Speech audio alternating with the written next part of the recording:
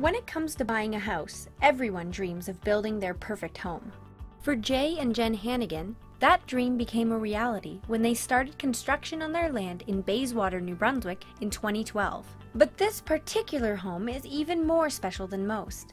It's built almost entirely from renewable resources and produces its own heat, water, and electricity. The house is, by definition, off the grid. So we tried to incorporate kind of reused and reclaimed materials as much as possible. The main structure of the house is rammed earth, so we use tires as the container for that rammed earth. The Hannigans' two-story house relies on a hybrid system to generate electricity, combining the wind energy from a turbine beside the garage with solar energy from 6 panels mounted on the front of the house.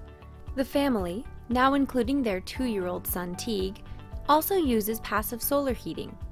From a power perspective, having a hybrid system has been ideal. I mean, for the most part, we just have such a huge excess of power here. Particularly if we have any sun at all, the house is extremely easy to heat.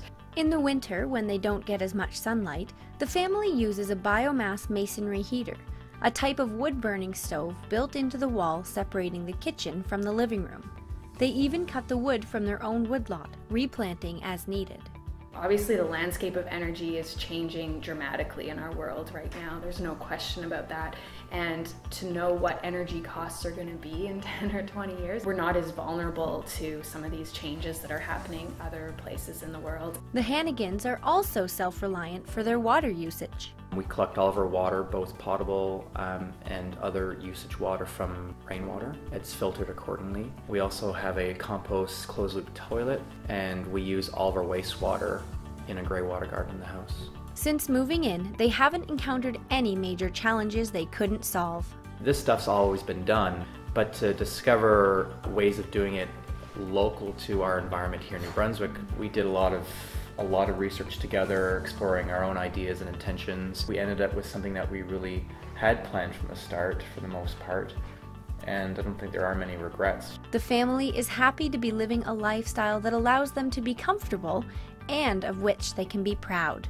This is a very complicated subject, but I think what it comes down to is one, what do renewables mean to us as individuals? And two, is it important enough to make renewables part of your life? And if those questions can be answered, then the rest is easy.